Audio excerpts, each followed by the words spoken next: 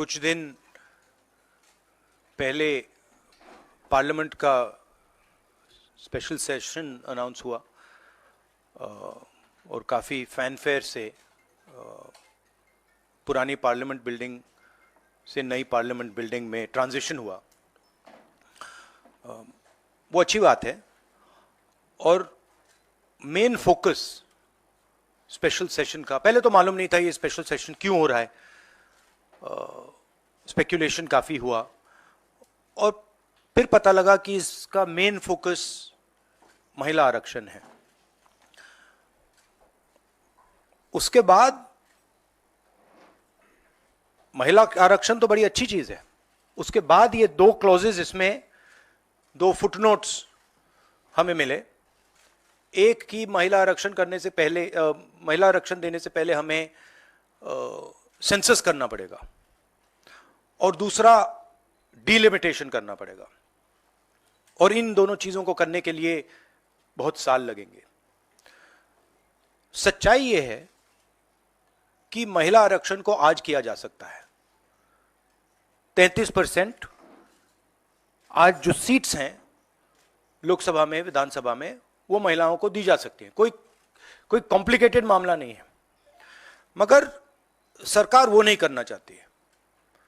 सरकार ने ये देश के सामने रख दिया है, मगर रियलिटी ये है कि ये इंप्लीमेंट आज से 10 साल बाद होगा। ये भी नहीं मालूम कि होगा या नहीं होगा। तो एक प्रकार से ये डिस्ट्रैक्शन टैक्टिक है, डाइवर्जन टैक्टिक है।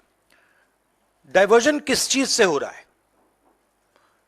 डाइवर्जन ओबीसी सेंसस से हो रहा है। मैंने पार्लियामेंट में सिर्फ एक इंस्टीट्यूशन के बारे में बात की, वो जो हिंदुस्तान की सरकार का सेंटर है, कोर है, जो हिंदुस्तान की सरकार को चलाता है, कैबिनेट सेक्रेटरी एंड सेक्रेटरीज। और उसमें मैंने एक छोटा सा सवाल पूछा। प्रधानमंत्री कहते हैं कि वो ओबीसी के लिए बहुत काम कर रहे हैं। अगर प्रधानमंत्री इतना काम कर रहे हैं तो 90 लोगों में से सिर्फ 3 लोग ओबीसी कम्युनिटी से क्यों हैं? पहला सवाल। दूसरा सवाल, मैंने यही एनालिसिस बजट को देख के की कि भैया पूरा हिंदुस्तान का बजट क्या है और ये जो ओबीसी ऑफिसर्स हैं ये इस बजट में से कितना कंट्रोल कर रहे हैं और क्या कंट्रोल कर रहे हैं। आदिवासी क्या कंट्रोल कर रहे हैं, दलित क्या कंट्रोल कर रहे हैं। ओबीसी हिंदुस्तान के 5% बजट को कंट्रोल कर रहा है, ओबीसी ऑफिसर्स। तो मुझे बात समझ नहीं आ रही है।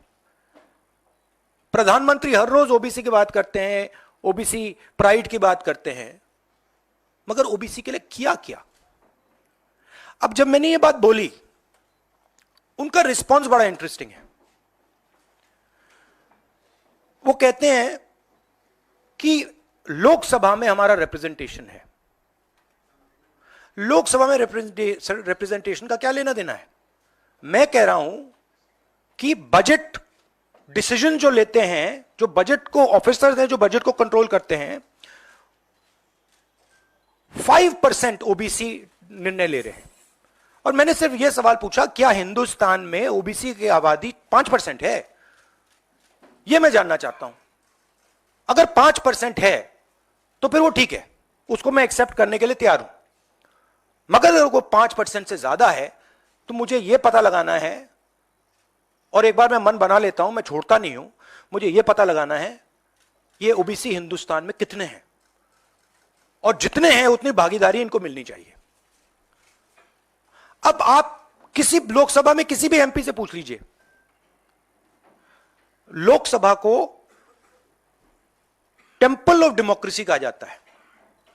आप किसी भी बीजेपी के एमपी से पूछ लीजिए कि वो कोई डिसीजन लेता है, कोई कानून बनाता है, कोई कानून बनाने में भाग लेता है, किसी से भी पूछ लीजिए। बिल्कुल नहीं। ना कांग्रेस का एमपी इस लोकसभा में, ना बीजेपी का एमपी, ना कोई और इंडिया का एमपी कोई डिसीजन लेता है। मतलब एमपीज को जैसे मंदिर में मूर्ति होती है वैसे मूर्तियां बना रखी हैं और ओबीसी की वहां पे मूर्तियां भर रखी हैं, मगर पावर बिल्कुल नहीं है, देश को चलाने में कोई भागीदारी नहीं है। यह सवाल मैंने उठाया है कि क्या, और हर ओबीसी युवा को यह समझना है कि क्या आपको इस देश को चलाने में भागीदारी मिलनी चाहिए, हां या ना?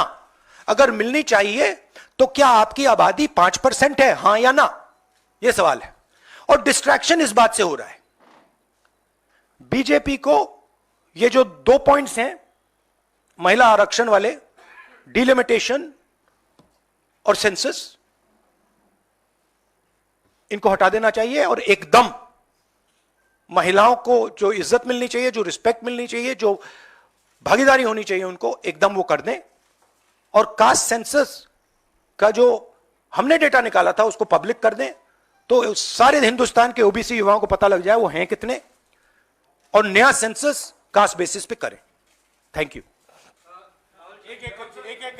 और प्रधानमंत्री को अपने अगले भाषण में यह कहना है, यह समझाना है देश को कि हिंदुस्तान के सबसे जरूरी 90 अफसर जो हैं उनमें से सिर्फ 3 ओबीसी क्यों हैं? यह मेन सवाल है। और मैंने दलितों और आदिवासियों की बात ही नहीं की अभी। अंग्रेजी में कह देता हूं। The BJP came up with the idea of a special session. We appreciated that idea. With a lot of fanfare and pomp, we moved from the old building to the new building. The Prime Minister, in a very dramatic gesture, carried the Constitution of India from the old building to the new building. And he said that he is passing a very important law. And we agree with him. Women's reservation is a central step in the empowerment of the women of India, and it is a critical step. But when we read the fine print, we found something very interesting. 2 little subtexts were there. Number 1, this will be done after delimitation. Number 2, this will be done after census. What it means is this bill will be implemented a decade from now. It is not going to be implemented today, and every woman in India should understand this. It is not going to be implemented today, it's going to be implemented, if it is implemented, 10 years from now. So this is a diversionary tactic. It's a way of making everyone's attention move away. The question is, what are they moving away from? And the answer is the caste census. And I'd like to explain why. In my research for my speech, I looked at how many officers in the government of India, the senior most officers are secretaries, how many secretaries in the government of India come from the OBC community, how many come from the Dalit community, how many come from the tribal community. And I was shocked to find that 5% of the secretaries of the government of India, 3 officers in the government of India secretary level are OBC first. And then I asked another question, what budget do they control? And they control 5% of the budget. OBCs, Dalits, tribals, all put together control 6% of the budget. Tribals control 0.1 something of the budget. So this is a shocking finding. And I said this in Parliament. My point being that are the OBCs 5% of India? Is that the amount of participation we want of the OBC community? So the central question is, how many OBCs are there in India? How many different communities are there in India? If we want to distribute power to the people of India, we have to know this number. Otherwise, we are working without data. And so I placed this on the floor of the House. And I said, look, please tell us how many OBCs. We have the data. I know, because the government of India has already done the census and all this data is available. Why is the Prime Minister not releasing this data? And second, what is this delay in this census?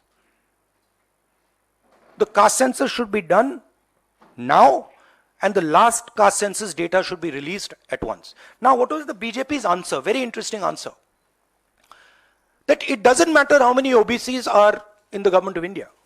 What matters is that we have MPs and MLAs who are OBC. No, that's not the point. Because you can ask any MP or any MLA how much they participate in lawmaking, how much they participate in how the money in India is spent, they will tell you there's no participation.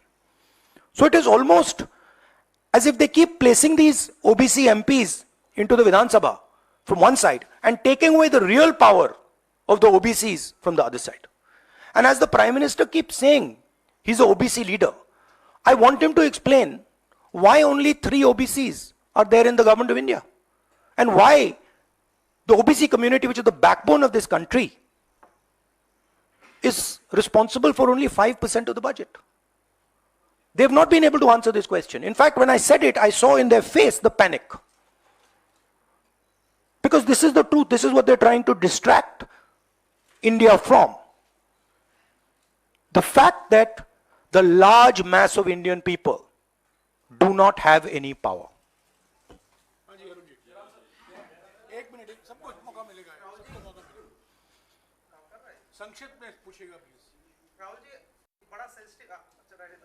नहीं काम कर रहा। Hello Rahul ji, बहुत sensitive मुद्दा है ये reservation. आज से नहीं, जब से ये अस्तित्व में आया, आपने पेंडोरा बॉक्स एक तरह से उसको टच कर दिया। आप कल ये बात कह चुके अपनी स्पीच में कि भाई ये दो सरकार तो नहीं दे रही, सरकार ने तो पास करा दिया बिल। अब सवाल उठता है आपका, क्या आप आगे चल के सरकार में भी, जैसे सेक्रेटरीज हैं, सरकार में भी और महिला आरक्षण में भी ओबीसीज के लिए अलग से व्यवस्था करने वाले? देखिए, सिंपल बात, स्टेप बाय स्टेप करना है। आपको चोट लगती है तो एक्सरे होती है, पता लगाना पड़ता है कि स्ट्रक्चर में कमजोरी कहां है, हड्डी कहां टूटी। मैं सिर्फ एक बात कह रहा हूं, पहला कदम एक्सरे है कि हमें पहले कास्ट सेंसस के माध्यम से हिंदुस्तान का एक्सरे करना है कि भैया हैं कितने लोग, ओबीसी कितने हैं, अलग अलग कम्युनिटीज कितनी हैं, ट्राइबल्स कितने, ये पहले टेबल पे तो रखो। डिसीजन लेने से पहले अगर हम अपने सामने डेटा ही नहीं रखेंगे तो डिसीजन कैसे लेंगे? वो तो आपने बात की बात की, मगर पहले हमारे सामने डेटा रखो। डेटा रखोगे, मैं आपका जवाब दे दूंगा। आज तो डेटा ही नहीं है। दूसरी बात, मैंने अपने भाषण में कहा कि आजादी की जो मूवमेंट थी वो एक शुरुआत थी। Distribution of power, transfer of power to the people of India, Hindustan के लोगों को पावर ट्रांसफर करने का पहला बड़ा कदम था। उसके बाद हमने और कदम लिए हैं। कास्ट सेंसस से जो डेटा निकलेगा वो हिंदुस्तान की जनता को और पावर ट्रांसफर करने का तरीका है। मैं कह रहा हूं कि हिंदुस्तान के जो ओबीसीज हैं, दलित्स हैं, ट्राइबल्स हैं, बाकी लोग हैं, महिलाएं हैं, उनको हमने ट्रांसफर ऑफ पावर करना है। उनके लिए हमें पावर ट्रांसफर करना है, उनके हाथों में पावर डालनी है। फाउंडेशन वो है, और कास्ट सेंसस की जरूरत है, क्योंकि उसको समझे बिना हम ये कर ही नहीं सकते।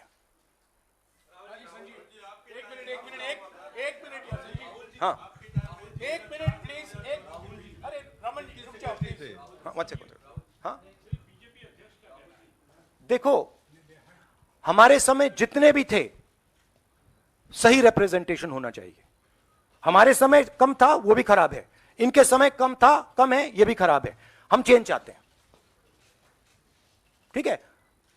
मेरा कहना है कि जब मैंने ये आंकड़ा देखा मैं हिल गया। मैं बिलीव नहीं कर सकता था कि 90 सेक्रेटरीज में से 3 ओबीसी के हैं। मैं शॉक हो गया, मैं हैरान हो गया, ये क्या हो रहा है? और इसको बदलना है। हिंदुस्तान के जो आम जनता है, गरीब जनता है, उनको पावर देनी है। Rahul ji, you just said that you want that the power should be transferred to women and OBCs and other backwards. You know, this is a form of transferring power. The Prime Minister has said that this bill will lead to an era of women-led development. Do you feel that in the present form, this bill will be able to achieve this goal? Considering that it is Yeah, not being implemented now. The problem is the implementation. So what they have said is, we are placing a bill on the floor of the House, but we will implement it 10 years from now. What does that mean? That's like the Prime Minister saying, you know, we are going to place a bill on OBC caste census in the floor of the House, and we are going to do it in 30 years. What does it mean? Means nothing. So we agree with the bill. Remove these 2 clauses and make it happen today. And don't insult the intelligence of India's women. Because India's women understand what you're doing.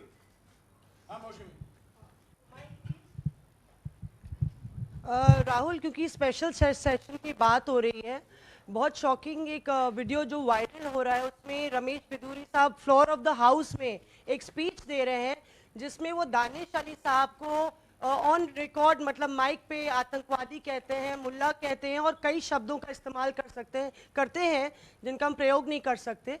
तो इस तरह का व्यवहार जब संसद के भीतर हो रहा है, किस तरह से आप इसको देखते हैं? देखिए, वो और पार्लियामेंट का इशू है, उसमें मैं ये स्पीकर की जिम्मेदारी है और ये पार्लियामेंट्री प्रोसेस चलता है, इस पे मैं यहाँ पे कमेंट नहीं कर सकता हूँ। बट मैं कंप्लीट नहीं हुआ, कंप्लीट नहीं हुआ। राहुल जी, आप बहुत महत्वपूर्ण सवाल उठा रहे हैं, एक तो देरी का, दूसरा ओबीसी के कोटे की मांग कर रहे हैं। सवाल यह है कि 2010 में जब यूपीए के समय में बिल आया था, तब अगर यही कोटा जो आज कांग्रेस मांग कर रही है अगर दे दिया होता तो ये कानून शायद 10 साल पहले बन जाता। तो ये जो आपसे सवाल पूछा जा रहा है कि आज आप कोटे की बात कर रहे हैं ओबीसी की, क्योंकि आप विपक्ष में हैं, जब सत्ता पक्ष में आप बिल लेकर आए थे उस समय ओबीसी कोटा क्यों नहीं था, और क्या इसका आपको रिग्रेट है, अफसोस है कि उस समय ओबीसी कोटा नहीं दिया कांग्रेस ने? 100% रिग्रेट है, 100% रिग्रेट है। वो उस टाइम कर देना था और इसको हम करके ही छोड़ेंगे। Rahul ji, Mr. Gandhi, what has changed since 2010 to now that you have shifted your stance on OBC subquota? We have not shifted our stance. You're maybe not well informed. We are the party that did the caste census. We carried out an entire census getting caste data. We didn't release it at the time. There was a discussion, internal discussion.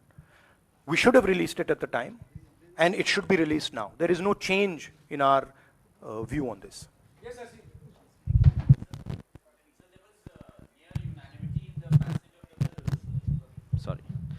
So there was near unanimity in the passage of the bills. Do you think that a wider consultation process should have been followed before bringing the bill in the special session? We are okay with the bill. We have supported the bill. Right? Please understand the technicality. We are in full support of the bill. We don't agree with the 2 little footnotes that have been put in the bill that basically mean that the bill is going to be implemented 10 years from today. We support the bill. Everybody, there's nobody in the house who didn't support the bill.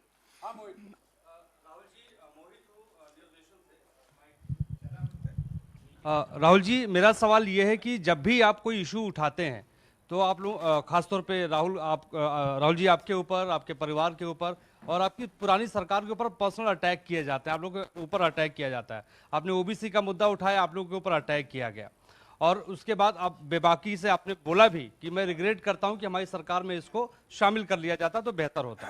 आखिर सरकार की क्या मंशा है? 6 महीने के बाद लोकसभा चुनाव है, 5 राज्यों में विधानसभा चुनाव है, सरकार की क्या मंशा है कि ऐसे वक्त में बिल लाया गया, पास करा लिया गया, डिलिमिटेशन और परसिमन की कोई बात नहीं हुई? नहीं, मुझे, जैसे मैंने कहा, मुझे लगता है कि ये एक डिस्ट्रैक्शन टैक्टिक है और 2 मुद्दों से बीजेपी घबराती है, डिस्ट्रैक्ट कराना चाहती है, और ये रिलेटेड हैं। एक है अदानी जी जो देश का पूरा धन अपने हाथों में कंसंट्रेट कर रहे हैं, और दूसरा कास्ट सेंसस। तो ये रिलेटेड चीजें हैं, और इन दोनों बटन को जब मैं दबाता हूं, जैसे यूं दबाता हूं, बीजेपी एकदम जंप करती है। तो क्यों करती है? क्योंकि वो जो ओबीसी कम्युनिटी है, सचमुच में उनको पावर नहीं देना चाहती है, और वो पावर अदानी जीत के हाथ में कंसंट्रेट करना चाहती है। राहुल जी, आपसे सवाल ये है, क्योंकि जब आपने लोकसभा में भाषण दिया, आपने 90 में से 3 सेक्रेटरी और ओबीसी के जो ओबीसी कम्युनिटी है उसके हालात के बारे में बात करी। अगर 2024 में इंडिया ब्लॉक जो आपका बना है वो पावर में आता है, तो क्या इन चीज़ों को आप जल्द से जल्द इम्प्लीमेंट करेंगे?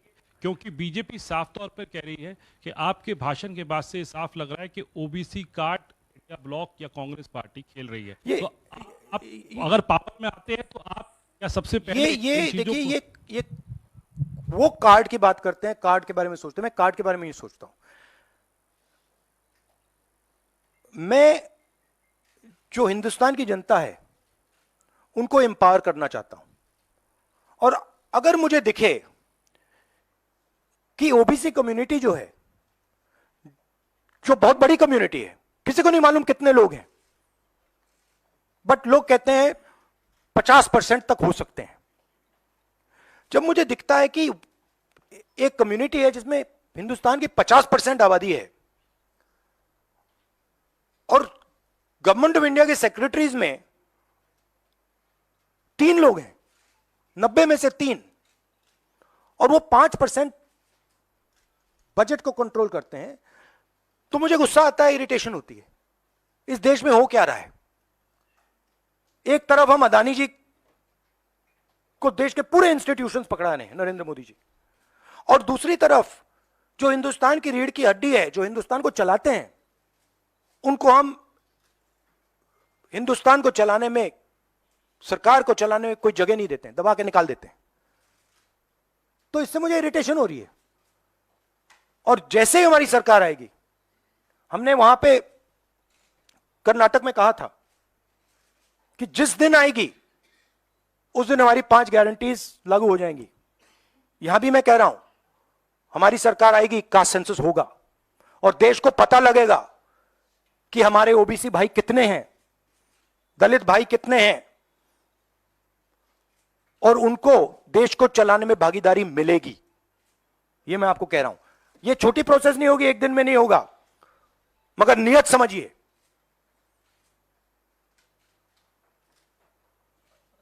आप, नरेंद्र मोदी जी कहते हैं, अमित शाह जी ने कहा कि हमने ओबीसी को विधानसभा में, लोकसभा में डाला है।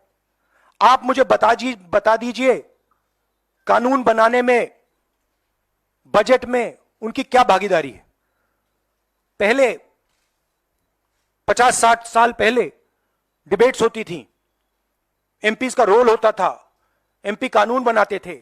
हमारी पार्टी में भी एमपीज को हम रोल देते हैं, उनसे बातचीत करते हैं, नारेगा में इन्वॉल्व करते हैं। आप किसी भी बीजेपी के एमपी से पूछ लीजिए, विधानसभा में किसी भी स्टेट में पूछ लीजिए, सरकार चलाने में उनकी क्या भागीदारी है। जवाब देंगे, हमारा कोई रोल नहीं है।